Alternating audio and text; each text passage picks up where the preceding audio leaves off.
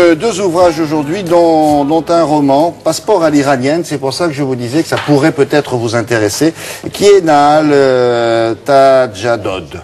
C'est une Iranienne, mais qui vit en France, qui est mariée avec Jean-Claude Carrière, le scénariste de Buñuel. Qui est une jeune femme. Qui est une jeune femme, elle est née dans les années 60, elle est très belle, elle est très intelligente, elle est venue à Paris pour faire du chinois au Langzhou, et elle est spécialiste des relations entre l'Iran et la Chine. Là, ce n'est pas un roman, c'est un récit. Tout est vrai, on est en avril 2005, et Nahal doit renouveler son passeport à Téhéran. Et cela donne à la fois un récit kafkaïen et joyeux. Pourtant, ça ne va pas très bien ensemble, mais justement, c'est la force de ce livre. Exactement. Comme l'ami financier, voilà, c'est ça. Voilà. Et ce qui est assez réussi aussi, c'est que d'un pitch, comme on dit, extrêmement simple, le renouvellement d'un passeport, elle arrive à faire une sorte de récit d'aventure, mais les trois mousquetaires à côté, c'est faible en péripétie. Sauf que avec un point de départ comme celui-là, ça aurait pu se terminer mal, parce qu'on a déjà vu des situations, quand on va, c'est pas vous, je dirais ça, ou je l'apprendrai, là, ça va encore. Ça va encore. Ça va encore. On voit comment donc un geste simple devient une sorte de véritable casse-tête. Alors tout commence par les photos d'identité. Donc pour faire une photo d'identité dans la République islamique, il faut aller dans un atelier approprié, évidemment porter le voile. Quand on est une femme, oui, bien sûr. Quand on est une femme, un peu sans qu'un cheveu dépasse, ne pas être maquillée bien évidemment, et ne pas sourire.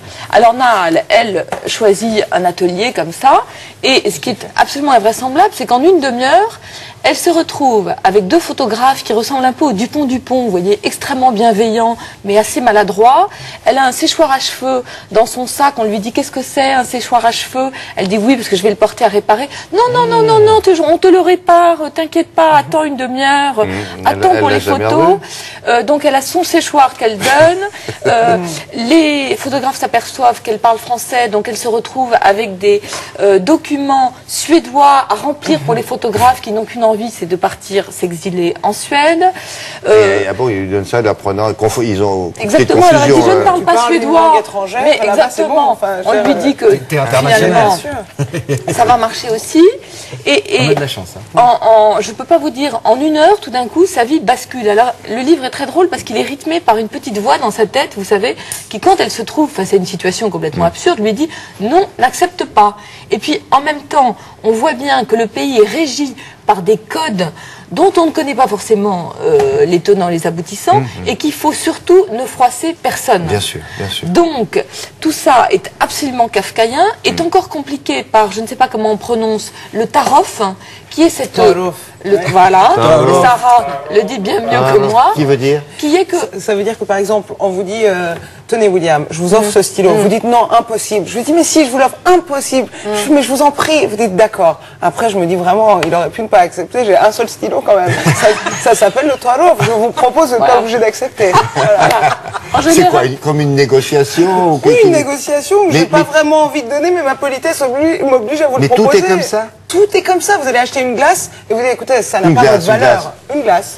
Il fait, écoutez, ça n'a pas votre valeur, je ne peux pas accepter votre argent. Et vous vous dites, mais si, monsieur, je vous achète la glace. Non, impossible. Mais si, j'insiste, impossible. Et jusqu'à la voiture, alors un temps fou. Ça met 1 heure, 2 heures. La pauvre Nahal, elle passe son temps comme ça à essayer d'évaluer combien elle doit donner aux gens contre leur volonté, et à appeler sa meilleure amie qui habite à Téhéran et qui, à chaque fois, lui donne un prix qu'elle ne respecte pas.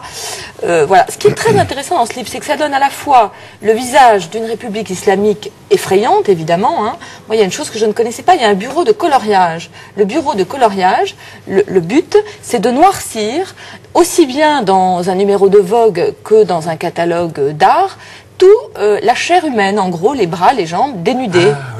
Donc, alors ça c'est assez effrayant. Il y a bien pire évidemment avec les patrouilles de mœurs qui sont dans la rue et qui peuvent vous arrêter. Pas question de s'embrasser dans la rue, des choses. Ah mais s'embrasser. Non, même le mot n'existe pas. Pas question de monter en voiture avec quelqu'un qui n'est pas votre mari, votre frère, votre si père. C'est votre oncle. c'est déjà trop loin, il faut prouver avec des papiers. C'est-à-dire que vous décidez d'aller au cinéma, etc., vous prenez le certificat, les 10 dernières fiches de paye, etc., parce qu'il faut tous les documents si jamais vous faites arrêter sur le chemin. Mais quand ils vous ont vu, vous, Sarah Dingo, arriver là-bas, ils ont renoncé, tout le monde dit. Ah non, mais je crois que vous n'avez pas compris. Moi, là, vous voyez, avec mon t-shirt rose, les cheveux lâchés, etc., en Iran, je suis méconnaissable. C'est-à-dire que, justement, pour éviter les problèmes, parce que il faut savoir que les gens qui habitent en Iran sont beaucoup plus détendus que l'image qu'on peut avoir des femmes là-bas, Voilà. etc. Elles sont pas toutes en tchador, elles ont les cheveux qui dépassent, elles ont les Chanel sur la tête, etc. Mais, enfin, des lunettes de soleil, pardon, j'entends. Je sais pas ce que j'ai dit, les Chamel avec un Les M. Chamel, c'est la marque Chamel. Exactement. J'ai pas passé à un certain niveau d'Afrique et au-delà, c'est Chamel. C'est très chic. Et quand vous allez Ça dans le se nord, féminise. non mais j'explique parce que les gens vont se faire engueuler par ça. Quand vous allez dans le nord, Oui. et ça s'appelle des Bior. Ça a un rapport avec le fjord, le Bior.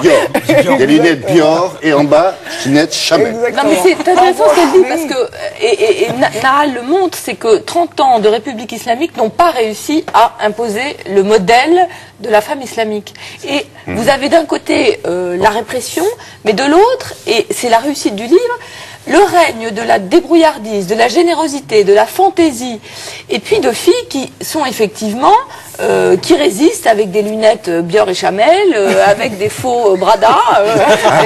Des Barda. Voilà. Ça s'appelle Barda, c'est la Qui lunette qu'on sont porte. Le Barda. tellement refaites, elle dit que les nez sont tellement affinés qu'on n'a plus que deux narines, en gros.